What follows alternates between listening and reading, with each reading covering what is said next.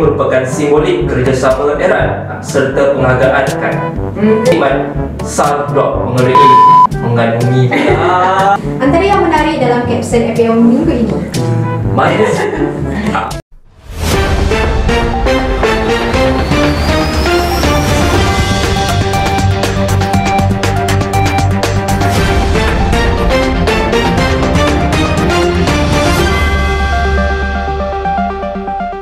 Assalamualaikum dan salam sejahtera. Kapsul FPM edisi 31 Januari 2023 bersama saya Lieutenant Muda Pertahanan Awam Muhammad Aiman bin Zulkifli dan akan menyampaikan Saya Lieutenant Muda Pertahanan Awam Siti Nurullah Azani.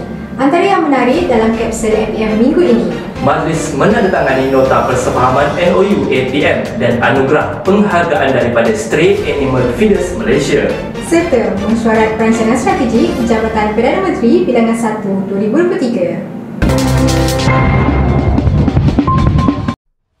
Pada 31 Januari yang lalu telah berlangsung majlis menandatangani nota persefahaman serta anugerah penghargaan daripada Stray Animal Feeders Malaysia bertempat di GISB Village, Sungai Merak. Majlis yang jelung kalinya diadakan ini merupakan simbolik kerjasama erat serta penghargaan antara APM dan SAR-Doc Malaysia. Dalam tragedi runtuhan Batangkali pada Disember lalu, APM merupakan antara agensi penyelamat yang menggunakan khidmat SAR-Doc melalui unit K9 APM adalah elemen penting semasa operasi serta banyak membantu operasi SAR di tempat kejadian. Rentetan itu sebagai tanda penghargaan kepada anjing penjejak SAR-Doc APM. Pada majlis tersebut turut disampaikan sijil anugerah penghargaan Stray Animal Feeders Malaysia kepada SAR-Doc APM yang telah disampaikan oleh Presiden SAR-Doc Malaysia yang berbahagia Datuk Dr. Muhammad Nordin bin Muhammad Noor, serta yang berusaha Encik Kalaivanan Ravichandran, Pengerusi Persatuan Haiwan Terbiar Malaysia. Majlis turut diserikan dengan pertunjukan demonstrasi oleh pasukan K9 APM. Majlis ini telah disempurnakan oleh Yang Amat Setia Tuan Aminur Rahim bin Muhammad, Ketua Pesuruhjaya APM, dan turut dihadiri oleh Datuk Ismail Muhammad Zawawi, Timbalan Ketua Pesuruhjaya Pengurusan. Pada 26 hingga 28 Januari yang lalu telah berlangsung mesyuarat perancangan strategik Jabatan Perdana Menteri bertempat di Resort World Awana, Genting Highland. Mesyuarat ini merupakan agenda utama yang dilaksanakan oleh APM setiap tahun untuk membentangkan pelaksanaan serta perancangan jabatan. Ini merupakan indikator penting agar setiap perancangan meliputi perkhidmatan menyeluruh APM berada dalam tahap yang terbaik. Selain itu, beberapa perkara serta pelaksanaan sasaran sepanjang tahun 2023 turut dibentangkan untuk makluman dan tindakan. Yang berbahagia Datuk Solihuddin Alyubi bin Zakaria, Timbalan Ketua Setiausaha Kanan Jabatan Perdana Menteri, serta yang berbahagia Datuk Awang Ali Benjamin, Timbalan Setiausaha Kewangan dan Pembangunan JPM turut hadir ke mesyuarat ini. Semoga setiap perancangan serta sasaran APM pada tahun 2023 dapat dicapai seterusnya mencapai objektif yang ditetapkan demi memastikan perkhidmatan APM yang terbaik. Bencana banjir yang melanda negeri Sabah dan Johor sejak 27 Januari yang lalu telah menjejaskan seramai 1,641 orang mangsa daripada 594 ketua isi rumah. Manakala di negeri Johor mencatatkan seramai 2,138 orang mangsa banjir yang terjejas melibatkan 602 buah keluarga. Rentetan itu, bencana banjir di Sabah turut mendapat perhatian Yang Berhormat Timbalan Perdana Menteri Datuk Seri Dr. Ahmad Zahid Hamidi serta Datuk Amizan Muhammad Ali, Menteri di Jabatan Perdana Menteri Hal Ehwal Sabah, Sarawak dan tugas-tugas khas yang turut padam meninjau situasi banjir serta menyampaikan bantuan kit makanan permulaan kepada penduduk terjejas banjir di Pusat Pemindahan Sementara di SK Pekan 2, PITAS serta PPS di Dewan SMK Tandik Kota Merudu. Kesemua mangsa banjir telah ditempatkan di 13 buah PPS yang dibuka. Di negeri Johor pula, bencana banjir yang melanda telah menjejaskan hampir 2,138 penduduk berdasarkan data pada 31 Januari 2023. Atas keprihatinan terhadap bencana banjir yang melanda, mendorong tindakan pantas Sidek Pharma Johor untuk turun padang menghulurkan bantuan kepada penduduk terjejas sekitar daerah Kota Tinggi melibatkan PPS di SK Sungai Telur, SK Semanggar, SK Tun Dr. Saif Nasir dan SK Mawai. Yang Amat Setia, Ketua Pesuruhjaya Pertahanan Awam Aminur Rahim bin Muhammad turut mengiringi lawatan yang berhormat Datuk Seri Dr. Ahmad Zahid Hamidi, Timbalan Perdana Menteri ke Pusat Pemilihan Sementara SK Bandar Mersing dan PPS Politeknik Mersing.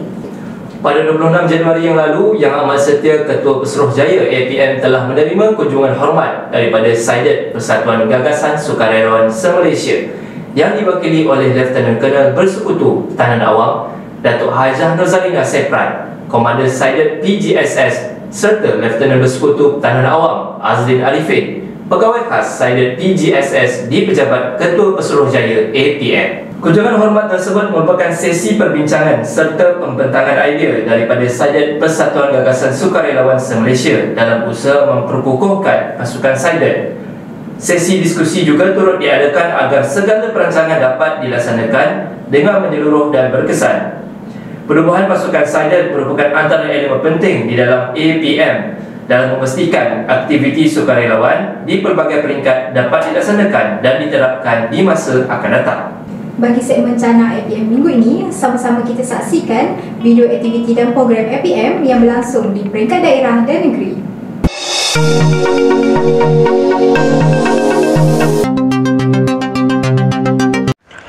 Besuk, 3 anggota wanita dibantu anggota lelaki mengambil masa 30 minit untuk menembangkan seekor ular sawah seberat 90 kg dengan panjang 10 meter di ladang Yuniza dekat Kampung Tembila dalam minggu ini. Reptil liar itu ditangkap selepas menerima panggilan kemasan pada hari tersebut. Ini adalah ular sawah terbesar dan terpanjang yang ditangkap anggota APM Besuk pada tahun ini. Pada masa yang sama, 3 anggota wanita itu memikul tanggungjawab menangkap ular di lokasi yang lain. Reptil liar itu kemudian dibawa pulang ke pejabat APM untuk mendapat perlindungan sementara sebelum diserahkan kepada Jabatan Perhilitan. Satu majlis penyampaian bantuan kepada mangsa banjir daerah Besuk yang telah disempurnakan oleh Yang Amat Berhormat Datuk Seri Dr. Ahmad Samsuri bin Mukhtar, Menteri Besar Terengganu bertempat di Dewan Merdeka, Kota Putera dan Dewan Majlis Daerah Besuk, Gong Kemutan Jetih. Antara bekalan yang disumbangkan adalah barangan keperluan seperti barang dapur, barang kering dan sebagainya. Semoga dengan sumbangan ini dapat meringankan beban mangsa yang terlibat dengan musibah ini. Assalamualaikum dan salam sejahtera. Saya Nadrah binti Abdul Jalil, APM Daerah Jerantut melaporkan. Pada 28 Januari 2023 bersamaan Hari Sabtu, satu program komuniti pelajar asli Batek Kampung Atuk telah diadakan.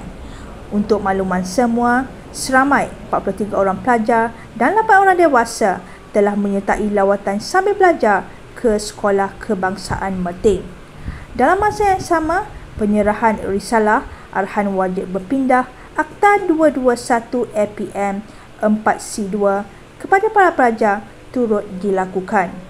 Ketua Batin iaitu Hussein, anak lelaki Dayak, turut memberi ucapan terima kasih kepada pihak APM kerana telah membantu pelajar Batek khususnya dalam keselamatan para pelajar semasa menaiki bot bagi menjayakan program ini. Beliau juga turut berharap agar pada masa akan datang pihak APM akan terus membantu komuniti Batek secara amnya. Assalamualaikum dan salam sejahtera. Saya Laskopral Muhammad Firdaus bin Muhammad Rozlan dari Angkatan Pertahanan Awam Daerah Bentong. Pada 24 Januari 2023, Sabtu, Pikop Bentong telah menerima satu kali kes kemalangan jalan raya di kilometer 46.2 menghala ke Bentong yang berhampiran dengan persimpangan Berjaya Hill. Kemalangan ini telah melibatkan satu kali mangsa lelaki dewasa yang mengalami kecederaan telah dirawat di tempat kejadian dan dibawa ke Hospital Bentong untuk mendapatkan rawatan selanjutnya. Pandu cermat, jiwa selamat. Sekian, terima kasih. Kursus Asas Pertahanan Awam SIDET Seri 2 edisi Peguam-Peguam Muslim Malaysia telah diadakan di Kem El Azhar, Pantai Morib, Banting. Kursus ini telah berlangsung selama 2 hari iaitu pada 28 dan 29 Januari 2023 dari jam 8 pagi hingga 5 petang. Kursus asas ini telah diketuai oleh Lieutenant Pertahanan Awam Muhammad Adil bin Kasim, PPAD Kuala Langat dan dibantu oleh penolong PPAD Kuala Langat serta anggota-anggota daerah Kuala Langat. Antara topik yang dikongsi sepanjang kursus adalah pengenalan pertahanan awam, asas pertolongan cemas, luka dan pendarahan, menyelamat kecemasan, melawan kebakaran dan kawat kaki.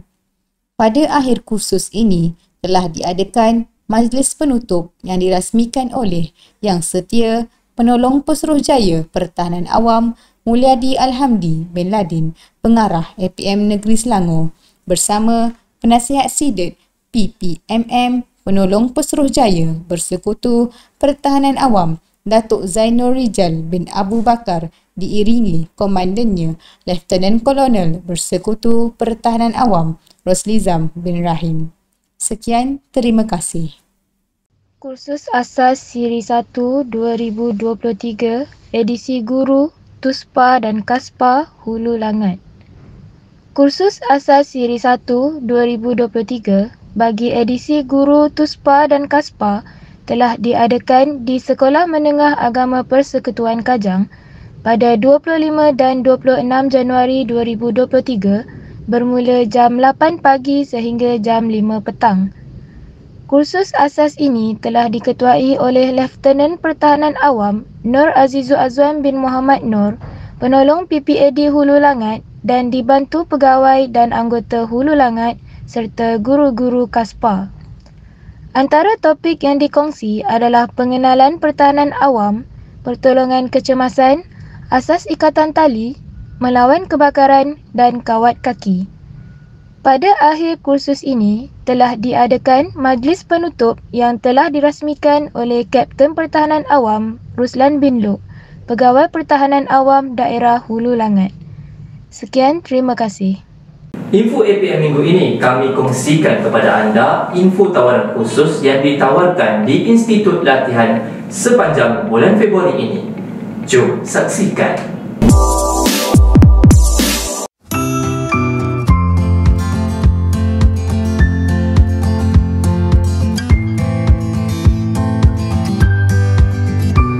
Video pemandu mabuk yang merempuh sebuah kereta di kilometer 57 Jalan Batu Pahat dan telah menyebabkan seorang kanak-kanak dan seorang bayi cedera parah viral sepanjang minggu lalu. Kecuaian pemandu berkenaan telah sempat direkam oleh pengguna jalan raya dan mengisi segmen apa yang viral minggu ini.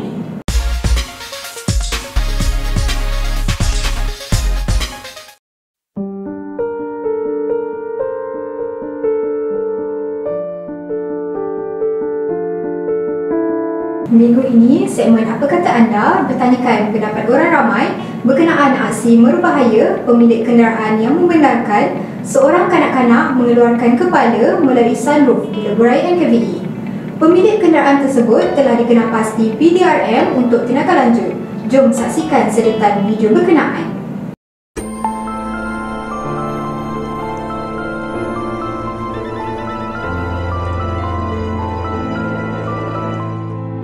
Saya rasa berkenaan dengan video yang tular baru-baru itu adalah satu perkara yang sebenarnya dibenarkan, cuma dibenarkan di spesifik tempat, di sesuatu tempat sahaja.